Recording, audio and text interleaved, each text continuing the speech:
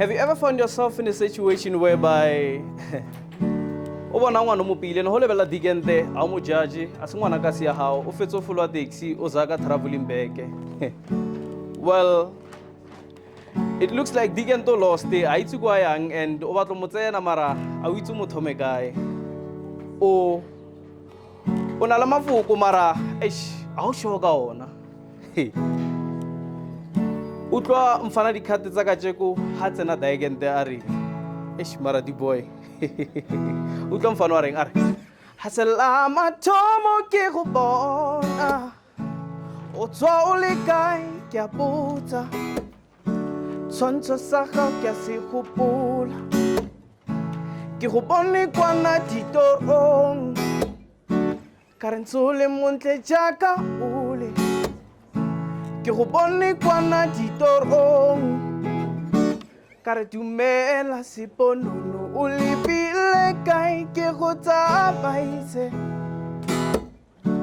ka re dumela seponono o lebile kae ke go tsamaise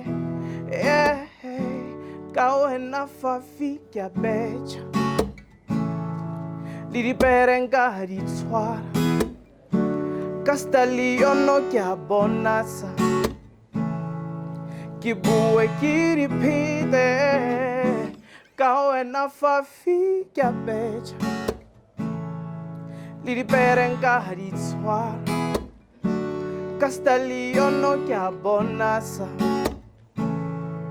ke bue ke diphete hasela mathomo ke go bona o tswa o le kae ke a botsa tshwantsho sa gago ke a se gopola ke go bone kwana ditorong ka re ntse o le montle jaaka ole ke go bone kwana ditorong ka re dumela sepono o lebile kae ke go tsamaise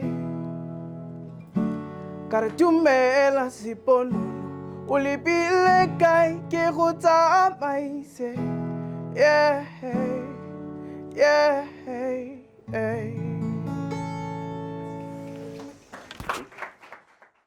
All right, guys, welcome to the It's More Than Just Money Movement channel. We are sitting at the winner's circle.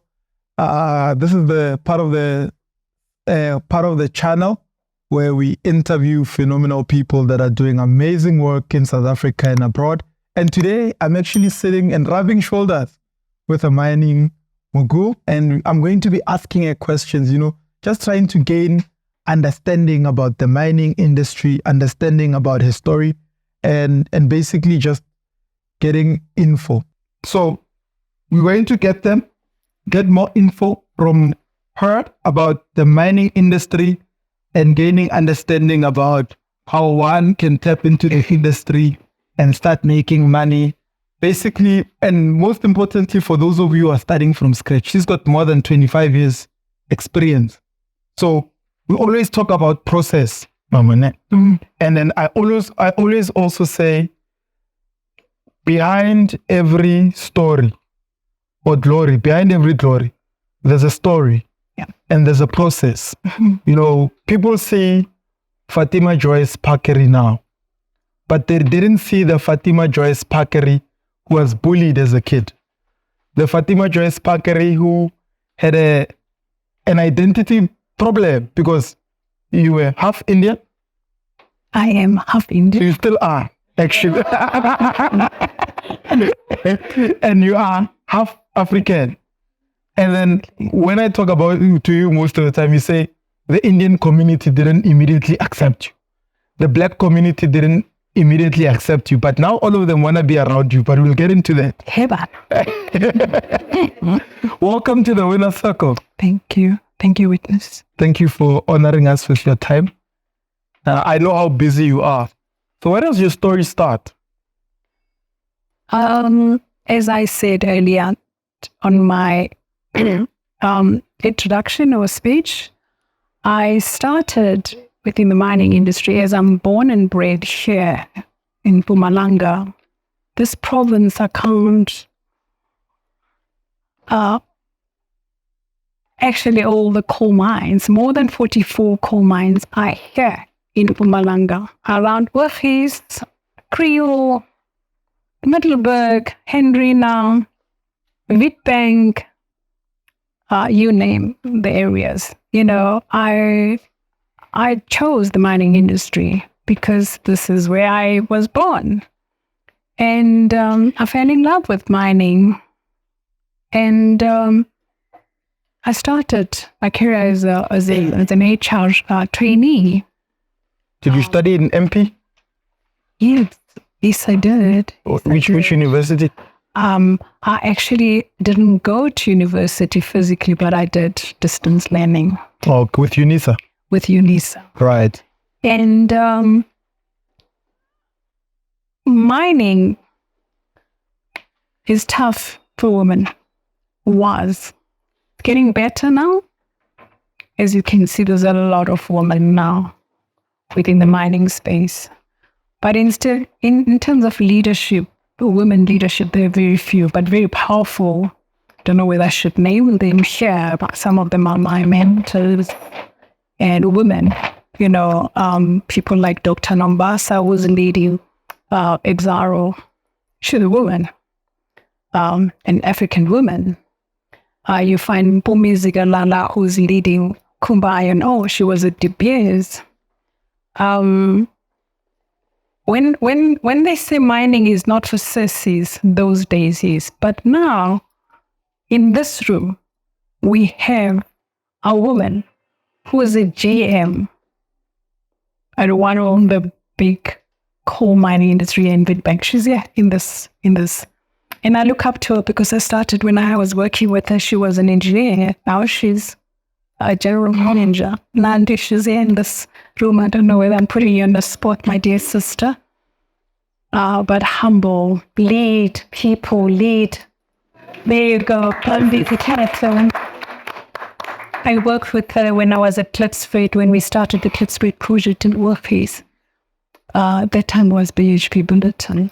But as I said earlier, ladies and gentlemen, mining is not for sissies, but when you work hard and you show up, and you're willing to do things and you're willing to work, it becomes easy because you learned so much.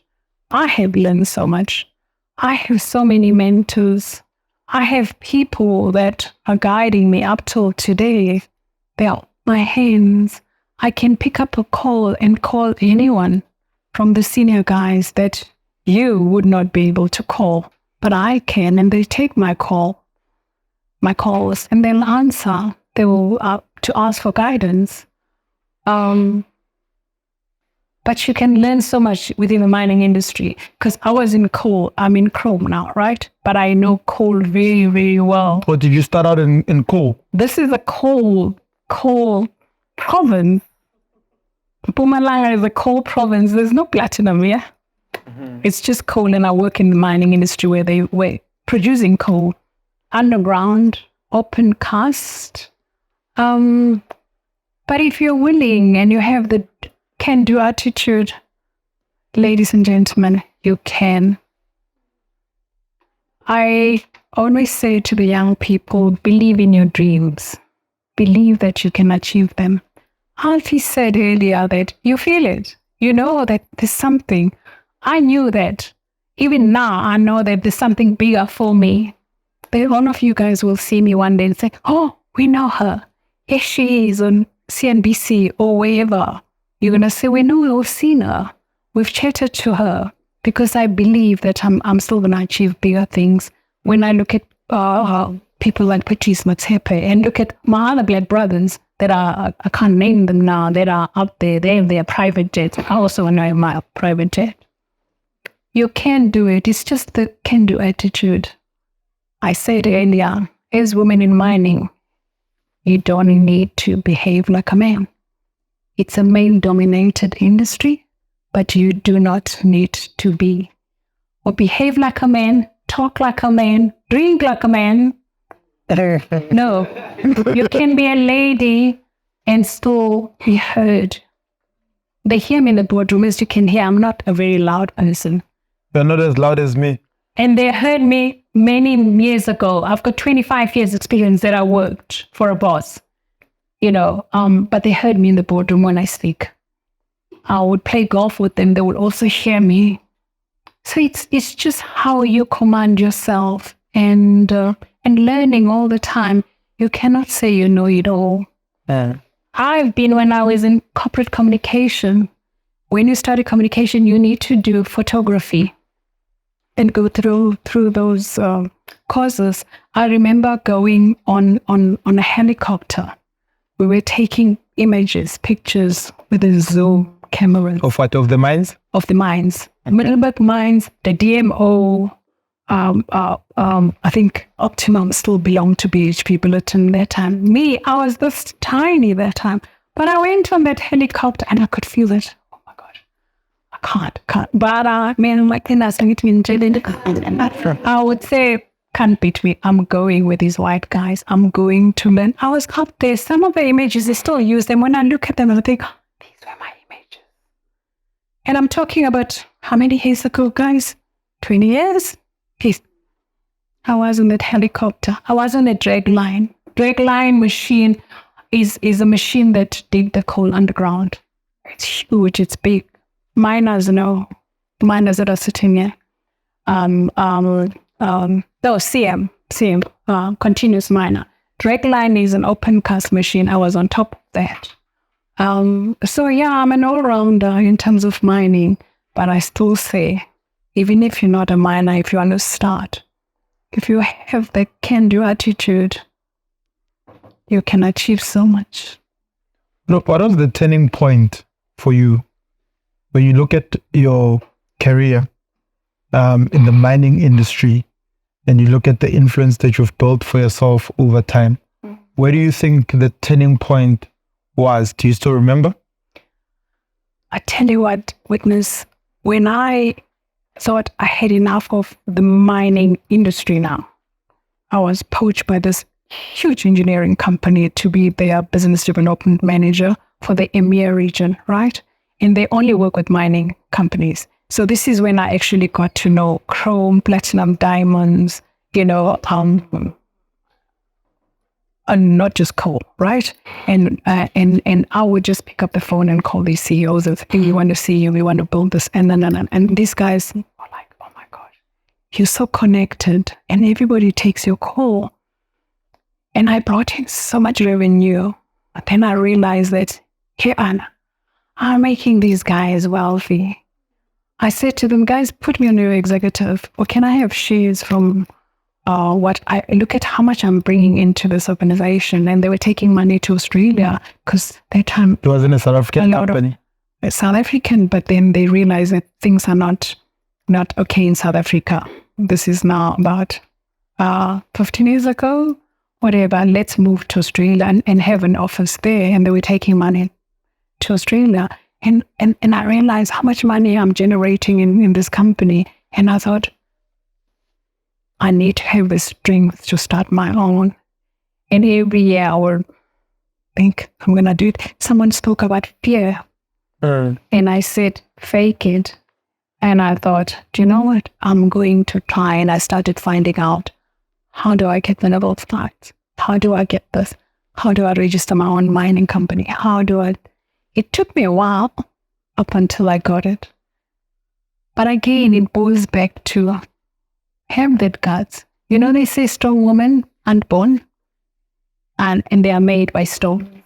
That force them to be strong. I'm one of them. I'm very strong. Don't look at me like this. I am very strong.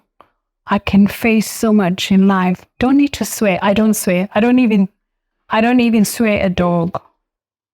I say it in a polite manner, but you're going to hear me and we're going to sign that deal in a professional way. You don't need to be arrogant. Just that can do and that attitude. That's my 2 cents. Yeah. Input. So when you reached the point where the turning point came and you realized you were making a lot of money for this company, yeah, what was then the key steps that you took to ensure that now you transition from working for a company and now into building your own company and building your name now with your own company? I needed to have a plan on paper Yes. on how I do it, where I want to be from here, 3 months, 6 months, a year. Is that a personal plan or business plan? A business plan, and I needed to have a strategy as well. So I got guys, like I said, I have a lot of mentors, white guys from the mining industry that I would call and tap in. Black guys as well that are on the mining industry, top guys that I would tap in. I'll gather all that information, write it down and put it on paper. And yeah, it worked. At some stage I used to have butterflies in my tummy. And I'll go to the gym and I'll box that. When we do that kickbox, and then I will box it. But when I come out there, I'm going to do it. The butterflies were fear? Yeah. Oh. Yeah. It's not love butterflies. No. I'm making sure. But like I say, going back again, it's all your attitude and the can-do attitude. You can achieve anything if you have that can-do attitude. It's not easy some days, but you try and fight it and you try and keep yourself positive. And yeah, there's quite a few ladies that are in mining here, I think, and guys as well. Am I correct? Yeah. So they know mining. Mining is also services. In my days, there were no overalls for women. All overalls were made for men. And you must just wear those overalls. And now things are changing now. There's protective PPE, which is personal protective wear that's made for women. Shoes, the overalls, everything is for those days. They went bathrooms or toilets underground for ladies. Really? In my days, I'm not going to tell you my age, guys. I just need to go ahead and I take good care of myself. But they went. Nandi's my witness. They went a few years ago. They went. Nowadays, things are getting better, and we need you young people to be in the mining sector because you've got so much to learn. What do you think is the best way then for young people to get into mining? A lot of people when they talk mining, they think I have to be a mining engineer or a geologist or whatever, right? But apart from the traditional, what can I call it? The traditional careers in mining. When you say young people should get into mining, what are the opportunities that are there? Let's say guys finishing varsity, it's got a marketing degree or it's so much, on now they have apprentice positions, they take so many apprentices, like a lot of these big mining companies. And I know some of the engineering companies, they take the engineers from varsity to train them as well. And they sign them on and they, as permanent employees. Same as mining industry, they take these apprentices and they, when they qualify, it's just, again, you need to get more information and keep learning and keep reading about what's happening with this company, with this mining company. Or do they need, I have this degree and whatever, should I apply and continue doing that? You never know. You may be lucky because I do know that a lot of mining companies do take apprentices. Am I correct, Nandi? Yes. Yeah. It's just when you lay back and you don't know and you don't find out, how you're going to know? Especially around here, because a lot of people don't have the money to send their kids to school, to varsity, right? But, when you do, that's how I always moan to all my mentees. I have a lot of them, even in Alexander, I have a lot of these goals that I always say, please try and get your matric certificate and try and pass with flying colors and so on, because it's so important. Yeah. And there are a lot of companies that are willing to take, especially the mining companies, believe you me, guys, are willing to take these girls and boys. Even though they don't have varsity? No, even though they don't have varsity, but they're willing to take them, yeah. And then looking at where you are compared to where you come from, what do you think is the mindset that carried you? I know you're strong. You did say that. But there's a certain way in which you think that allows you to pass through either challenges and to be able to see opportunities. I mean, there are people that have worked in the mining industry 25 years, but they weren't able to capitalize on the opportunities that they've had. But you were able to. So what is it that you do to develop your mindset to be able to have the eye that sees opportunity? I think embracing ambition is also very important. As women, I actually jotted it down because I knew somehow you may ask me this. Society may label ambitious as unattractive. I'm very ambitious. I told you guys very soon I'll have my own jet. Yeah. Right? Yes. I'm ambitious. And I'm going to go on a ride with her on her jet. Especially in women, it's being ambitious is unattractive, you know. Waiting for life to happen instead of seizing it by the horns. I do refuse to be confined by outdated norms. I'm definitely chasing my dreams, breaking rules. I'm also a hard worker, I must be honest. Don't look at me like I'm a hard worker. If we need to be in that mud, I'll go into that mud. If I have to go to the operations, I look like a miner. Don't look at that. You know, I look like a real miner. I'll work and then we go home and we take a shower. And I've always been this go-getter girl. From my young days, I've always, from a very little girl, I know myself, I always used to be this go-getter. Like I told you earlier, guys, that I've been batting my cleaners, you know, because I used to say, you can't beat me. I'll beat you, you know, like that. Because I want to, like Alfie said, it's true, it's in you, you know when it's given to you, you know, yeah. And hard work, you can't be lazy and expect everything to come, you know, on your way. You got to work for it. So you started off at BHP, yes. Billiton, right? As HR. As an HR trainee. Because I wanna track your journey. Okay. Starting from you come in, you're a trainee, and then you spent how many years there? And then you move on to the next position. I went through university, UNISA. Yeah. At time. So you came in as more like what you were saying, an apprentice. No, I was very lucky. I met this lady, she was very young. She was an HR manager at Katala, white lady. Her name was Suzette Redeling Hayes. We started chatting. Where do you meet this lady? At the mall? In Witbank. Yeah, in Witbank. I lived in Wahis there. And we started chatting because I'm very friendly. I'm sure you've seen. Yes. Sometimes I have this barrier when people look at me, but when we converse, and she said, I like the way you come across and you speak so well Afrikaans. I told you guys I speak 7 Afrikaans, not Gombese Afrikaans, 7 because I never learned. Gombese is a kitchen. Yeah. So then she said, we're looking for an HR trainee. Will you be interested? And I said, oh, yes, I will be. And I gave her my number.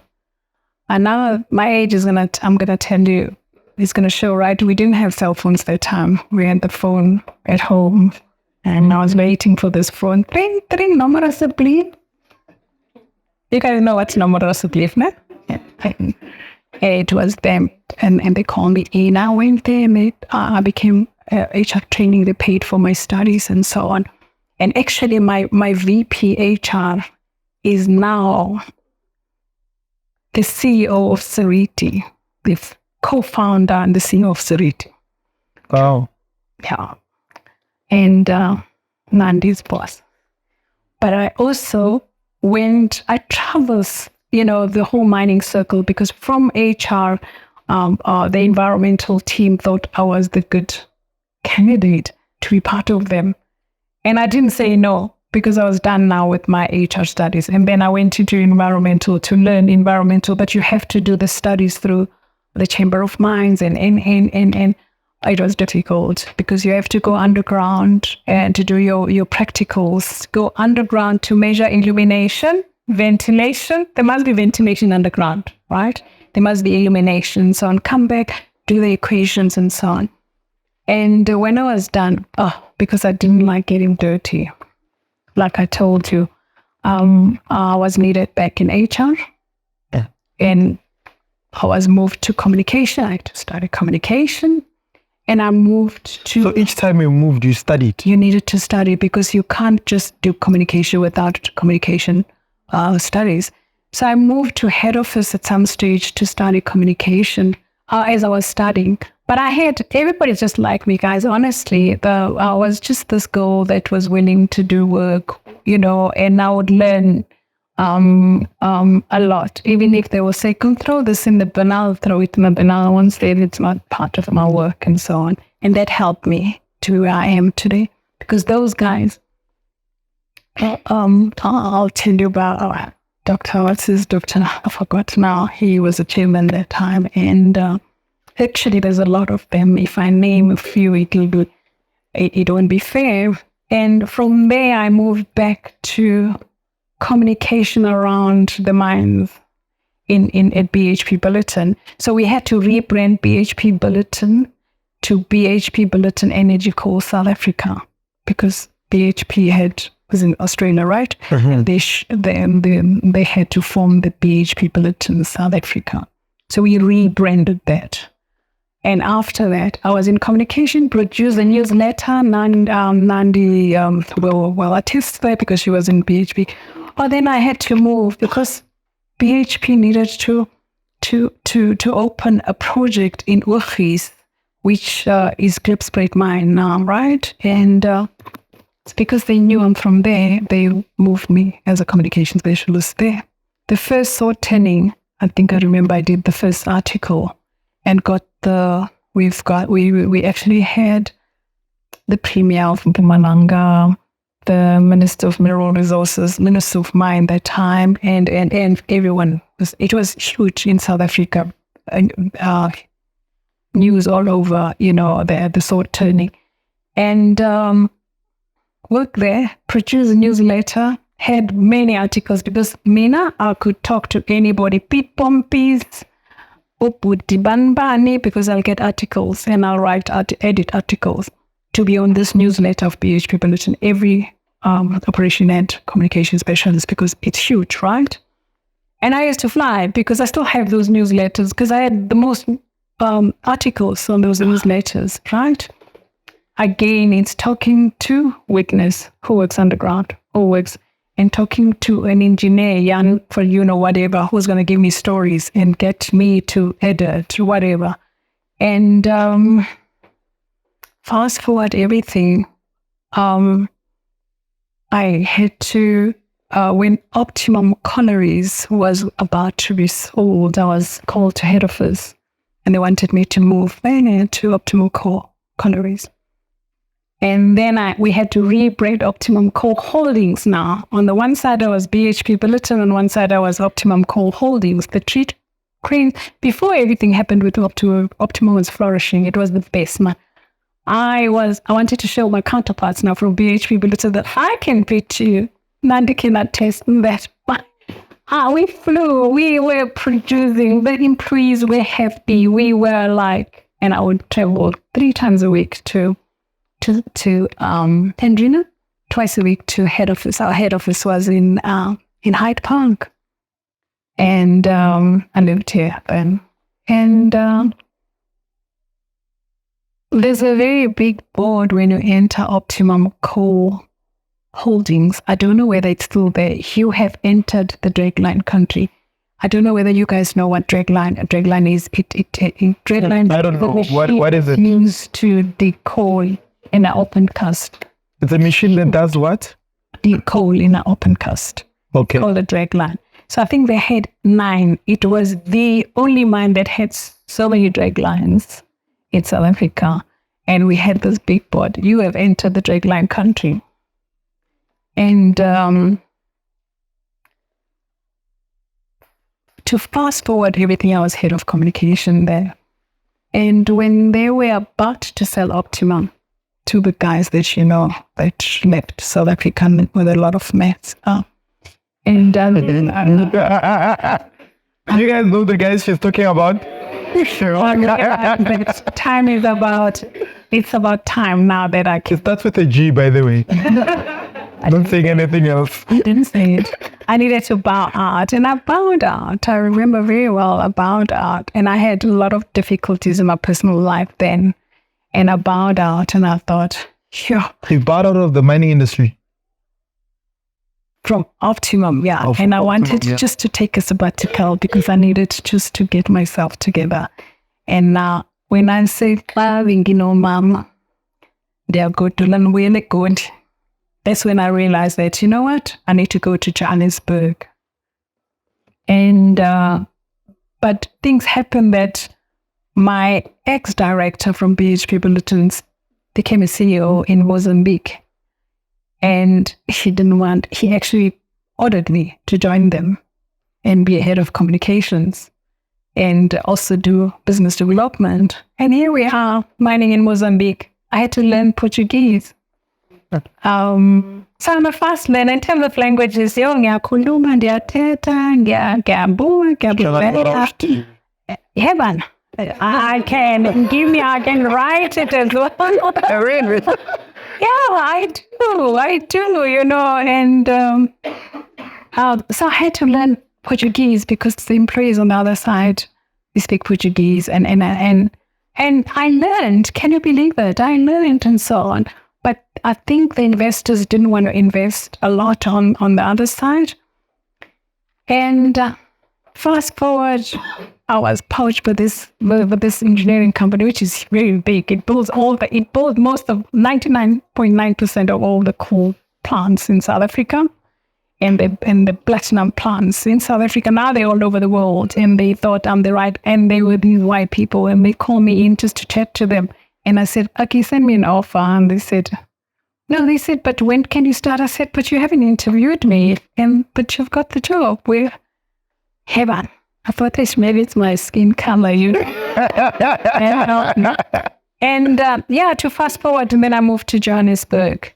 But then I realized this is when I brought in so much. I brought billions of rand. And I thought, when I actually tried to convince them, guys, I need shares as well. And look at how much revenue I'm bringing to you guys and so on. And they were like hesitant. Firstly, I was a woman.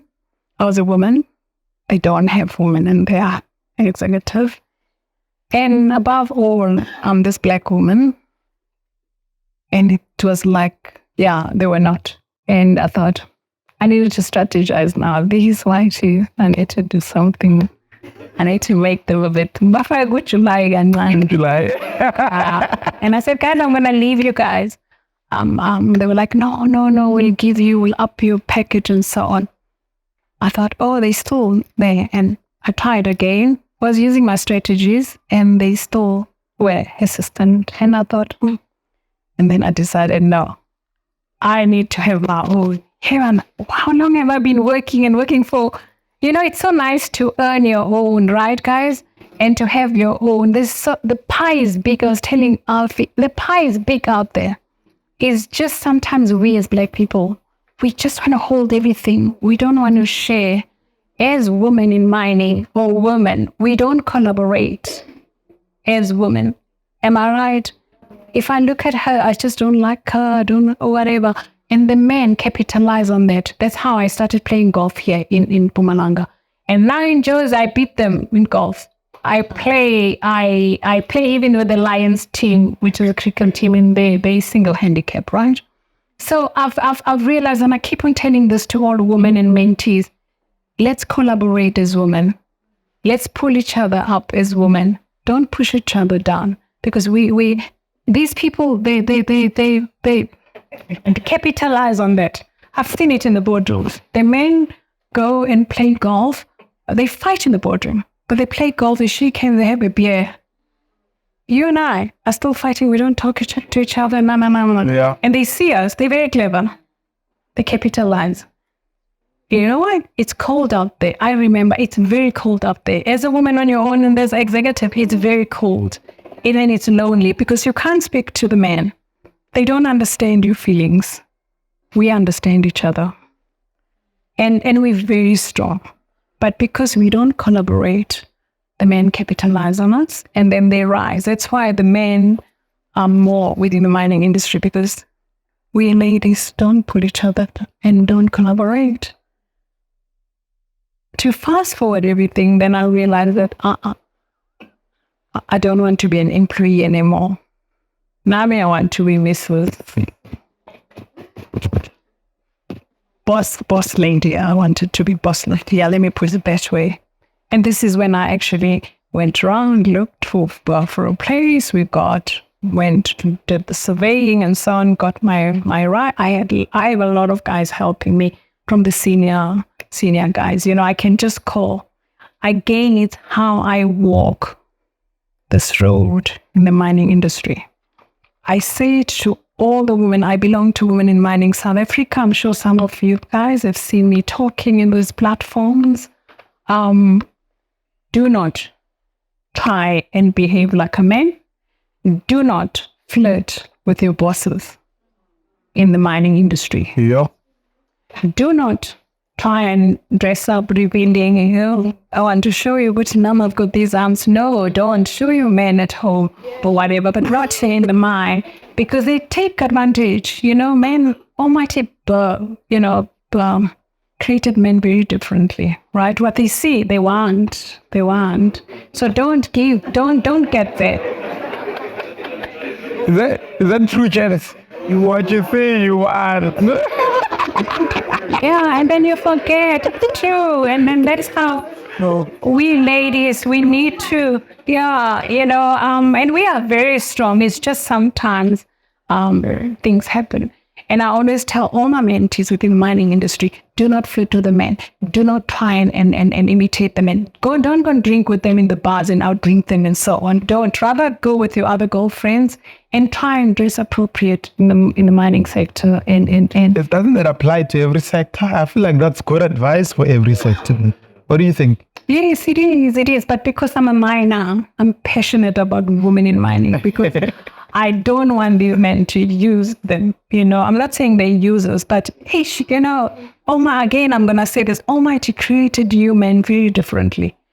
Your eyes, I told you, you sit in the meeting in Manaka with the guys. One lady walked past and then look, you say, come back. Any problem in that? So that's how because you forget we're talking, but this is how, and we're not like that, right? And so I always say this, and man watches all this, and when it comes to promotions and so on, you're not going to be promoted because they know,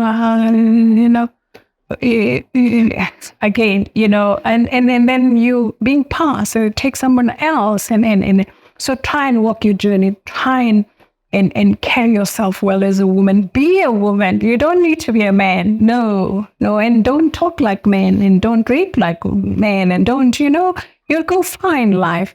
I'm not saying I'm fine life. I still want to go further, but I'm this girly.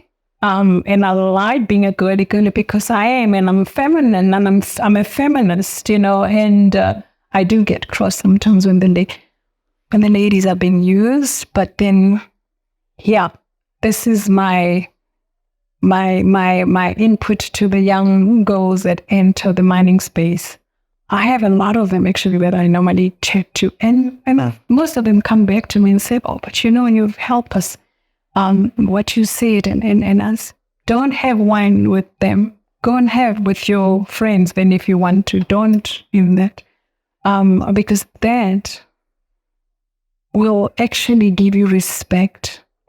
You can do it with your friends, but don't do it with a man and so on, because the mining industry is a male-dominated industry.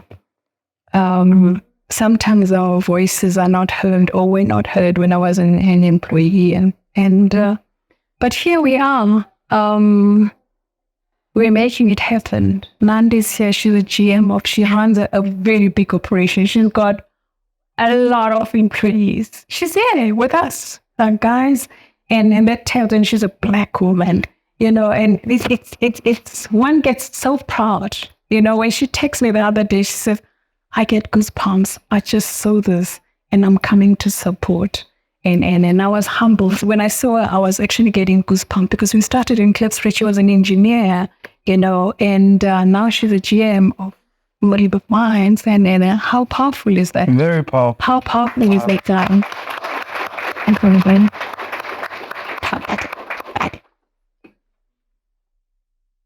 Yes, that's me. I told you I'm a diva, and I want every woman in this room to call themselves a diva. Yeah, but they might not know what a diva is. These ones who are watching online, what's a diva? Tell them what a diva is. I told They think them a diva is. a diva is you determined, you inspired, you're victorious and ambitious. Do you know who taught me this, ladies and gentlemen? I don't know whether you know Mom Felicia Mabuza Sato. Yes. She... The Oprah Winfrey of South Africa. Absolutely. So I lived here, but I used to watch a show. And one day I wrote a letter to her. There were no emails. Oh, you're one of those people who wrote a letter there? I wrote a letter to Mom Felicia. Me, 19 in Jelly Rooting Maclinas. I wrote a letter and I got invited to a Felicia Mabuza show. Can you believe it? From MP. Wow. MP. And the minute I came there and they needed to do my makeup because she wanted to interview me, and I was shaking, but I was faking it, and she liked me. Because I spoke Zulu to her and English, and she speaks Afrikaans as well, and she was like, oh my gosh, and you're from Mpumalanga. People from Johannesburg think people from Mpumalanga. Not all, I'm not generalizing. They think... But in Beva Plaza. And I know, guys, because you know how many people gossip about me in Joburg. I'm sitting here, they gossip about me. They don't know I can speak, but I leave them sometimes, or sometimes I cannot say heaven, and I leave them. So Mom Felicia used to say to me, Fatima, you must be a diva, and I got that. And now and then she'll call me to find out how am I doing. And I used to learn, and she says, sometimes just fake it and just walk as if you know it all. And when there's registration, and I got invited to quite a few of her events, and I met these powerful people. But I'm not scared today. You saw me now, I sit and chat to him and so on. Me and a girl from Wolf's Pumalanga, I said, we chatted, So she used to teach me, you must be a diva in life. You must be determined, inspired, victorious and ambitious, and it used to be at the back of my mind. And every morning I would look at myself in the mirror. I said, I'm a diva. And ladies and gentlemen, do you know I have a mirror in my garage? When I drive it, my mirror is there. When I get off, I said, I smashed it today. Or when I have a meeting, I always said, today I'm going to kill them. It's because I'm affirming myself, and I've learned that.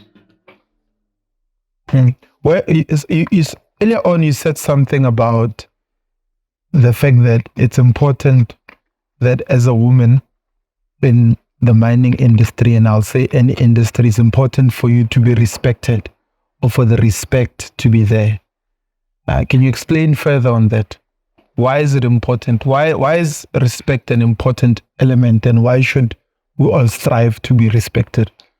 Firstly, it's all about yourself. Remember, you have to respect yourself first. It's about time, and again, I'm just going to deviate a bit. Time management. I don't like people that are late. I don't like it because I'm never late. In my younger years, I've learned from these executives of the mining, these big guns, they would teach me, if you're late, you're disrespecting yourself and your audience. And that it got stuck to me, and I had to do these courses about time management, and I realized that I don't want to disrespect myself. I want to be rather 5 minutes or 15 minutes earlier and disrespect witness, and so on. So it's been installed in me.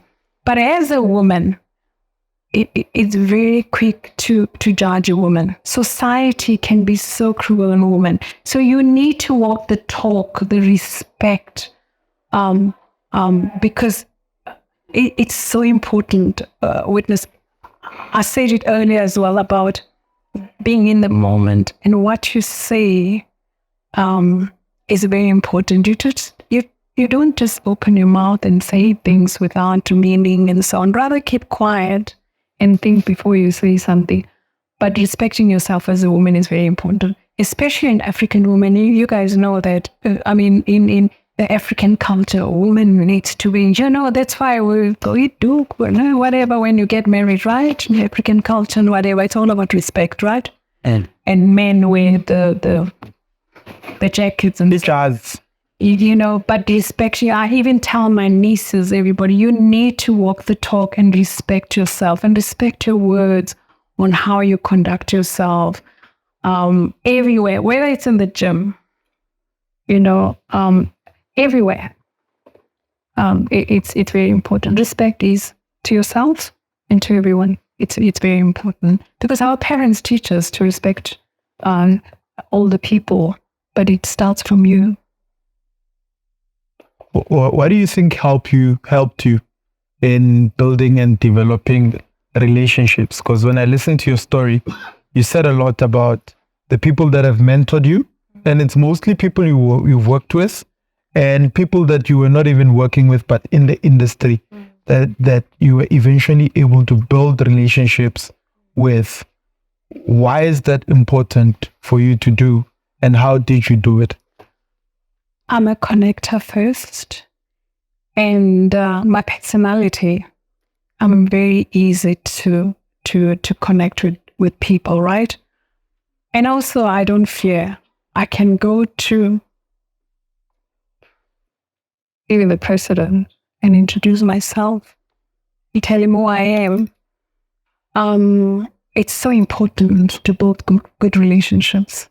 It's so important to build your own brand and the relationships, because the mining industry is very small.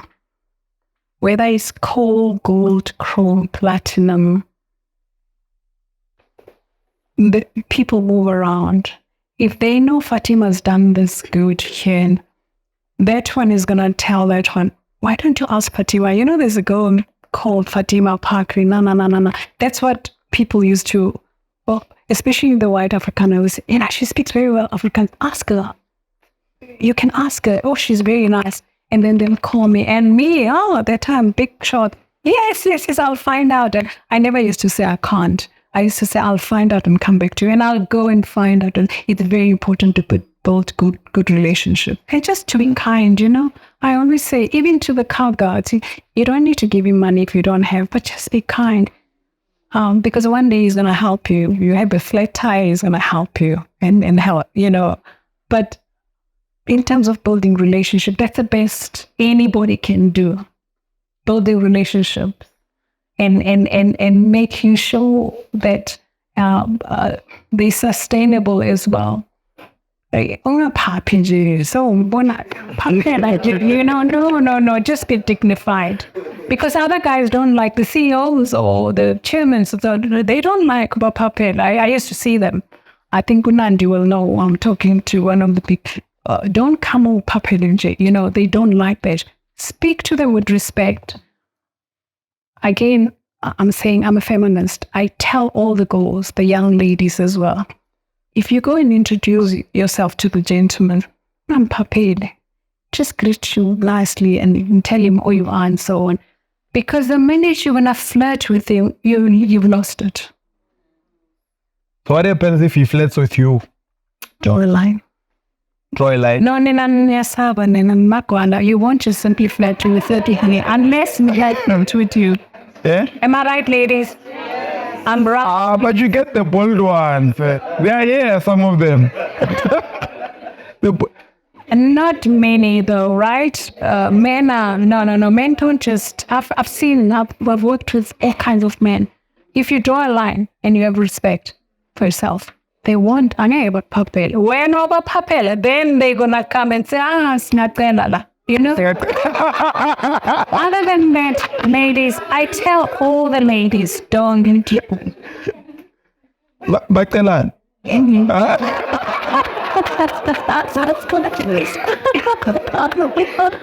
Oh my word, wasn't it? So, 5 books that have impacted your life over the years. Yeah, I like reading witness. I read any book. Afrikaans, I do like books, but like now I'm reading The Diary of the CEO. Yes. Of a CEO. And I just bought the other one, but I didn't read it about real life. Well, what's his name? Just came out. But I'll go back to Oprah Winfrey. What I know for sure. Oh my gosh, that book brings me back to who I am. I had identity crisis, guys. My mom was an African woman. My dad was an Indian. My time, it was like, ooh, you know, and so you don't know where you fit in, right? And so reading like what I know for sure, and I love those books. I actually have a lot, you know, witness. Now that you've asked me, I can't remember which ones I can tell you because they all impacted me, you know. But with Oprah Winfrey, what I know for sure, I always tell all the girls, please buy this book. And Young Love and Sand, in the meantime, that book actually made me get stronger. I used to read it. I come from work, I will read a page. In the meantime, Young Love and Sand, because she engineers you. She helps you to think that you are on level 1, level 2, level 3. You know, but I read any book, you know, but those books really impacted me. But there's many actually. There's many I can count and then tell you about. What's your favorite quote? I actually wrote it down here because I knew somehow I'm going to forget some of the things because I speak so much, right? I have lots of quotes, right? But I always say, I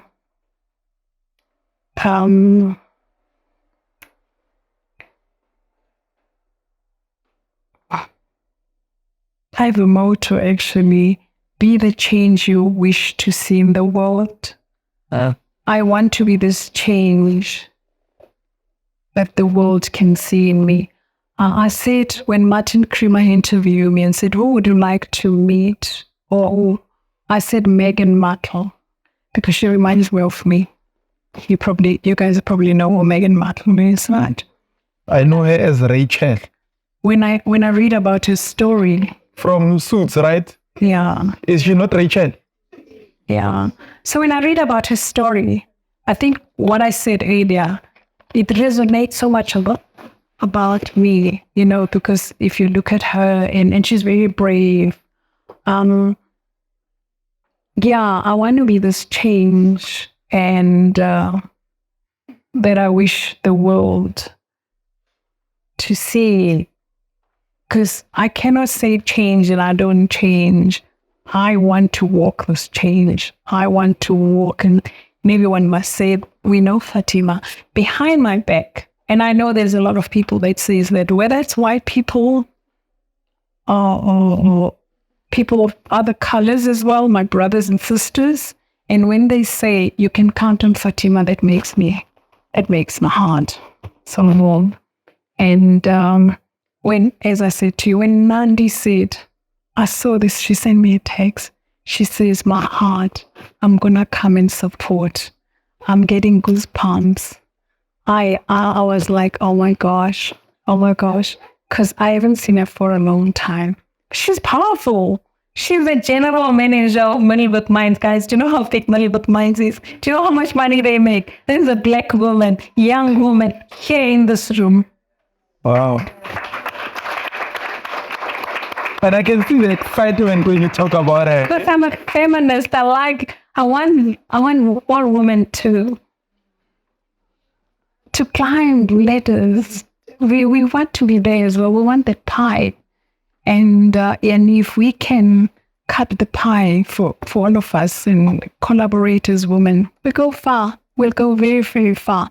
South Africa will be a better place, actually, because if we can assist and lead this country as women, I'm telling you guys, there won't be load shedding. So, got 2 minutes left.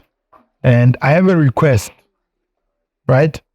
And on that camera there, I want you, or I would like you to speak to the young Fatima-Joyce Packery. Given all the years that you've lived and all the years you've built up your life, I want you to talk to that young girl, the young you. To me, and thereafter, I'll speak to the girl child and the boy child and the gentlemen and women that are in here. Believe in your dreams. Believe that you can achieve them. That's me. We all have dreams. And if you believe in your dreams and you believe that you can achieve them, you can and you will. And I'll say it to the girl child and the boy child as well. Believe in your dreams. Believe that you can achieve them. Coming back to me, I'm a diva. I'm determined, inspired, victorious and ambitious. Ain't turning back. That's me. Boy child, girl child. Yeah. Men and women, the men, they want to hear a word that nothing is coming.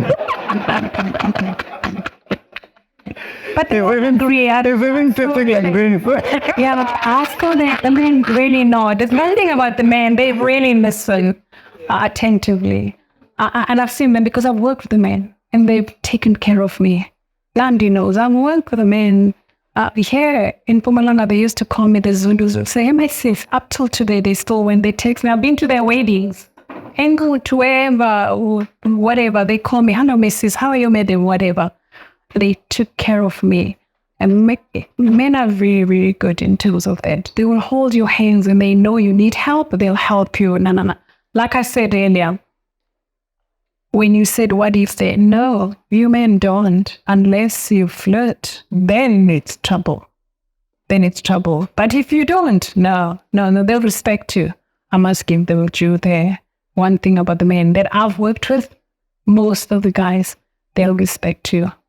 The minute you start smiling and doing funnies, and then they're going to ask you something, then it's late. But other than that, now, men will respect you and walk the road with you.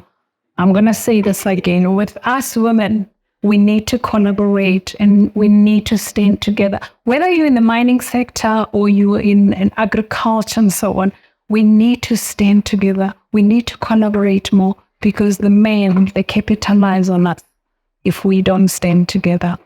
It's just, I don't know how Almighty created us that we sometimes we don't have this liking in us. When she's looking nice, I need to tell her she looks nice. But heaven, when I say I don't like her, I don't like the way, we need to come out of that. We will govern this country because we are so powerful as women. And you have my support, women, because I'm a feminist too, I told you, right? So do me a favor. Let's all give the CEO of PF Africa Mining a round of applause.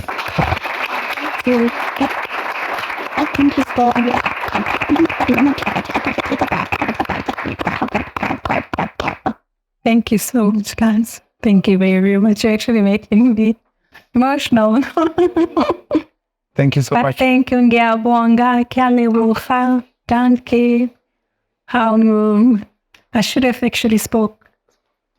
spoken Ndebele earlier. You know, my grandfather was in Ndebele, so previously I used to, Esther Mashangu. Yes. I know very well. So yeah. But then I needed to gauge this audience because I know around here there's a lot of Ndebeles. Am I correct? Yeah. You see he's raising his hand. Do you see? Yeah. Right, guys. Anything or everything or some things shouldn't come to an end, but this one has to come to an end. Yeah, I've got a long way to. I'm going to say anything time bound has to come to an end. But it doesn't necessarily mean that the learning needs to stop. Learning is a continuous exercise. Here, when you came here, we didn't give you motivation. We didn't, because motivation, even if we do give it to you, it's like bathing. You must do it every day. Motivation, you must continue to get it every day.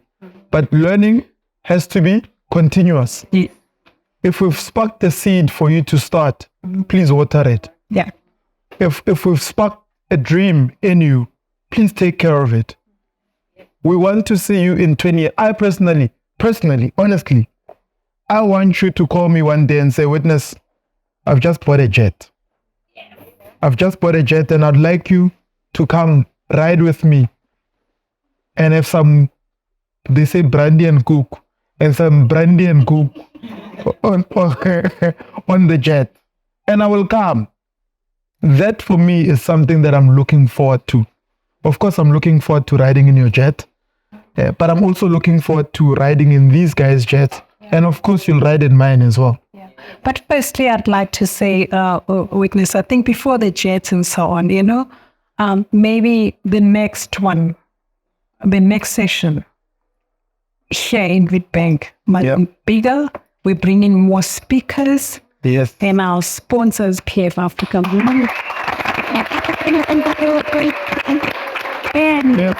And we'll have breakfast free, lunch, and you all have waters and something to write on and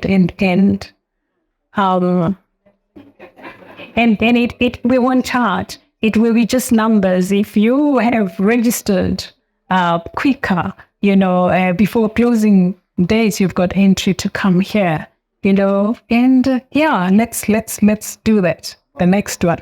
Okay.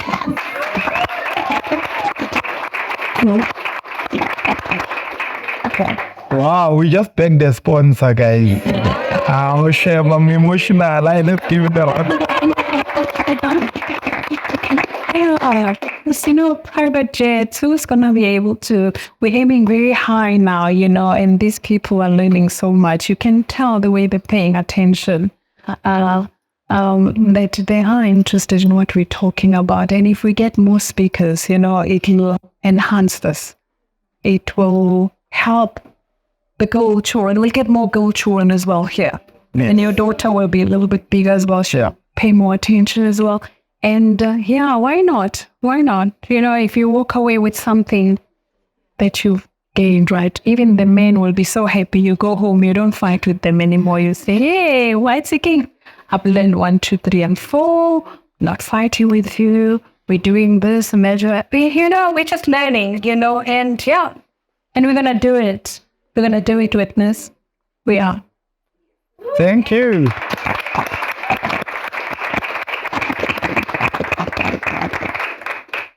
I'm booking you again to come and sing, Chief. I've got a sponsor, okay? You can come there. Yeah. All right, guys, if you're watching online, thank you for tuning in to the Winner Circle on the It's More Than Just Money Movement channel. If you haven't subscribed, please click on the subscribe button, click on that notifications bell. Of course, you don't want to miss any of our interviews. They're hot. From myself and my team broadcasting from the Rich Hotel in Witbank, Emalaseni, the place of cold in Mpumalanga. See you in the next episode. And you guys, I'll see you in the next round of It's More Than Just Money. Ciao, ciao. Oh,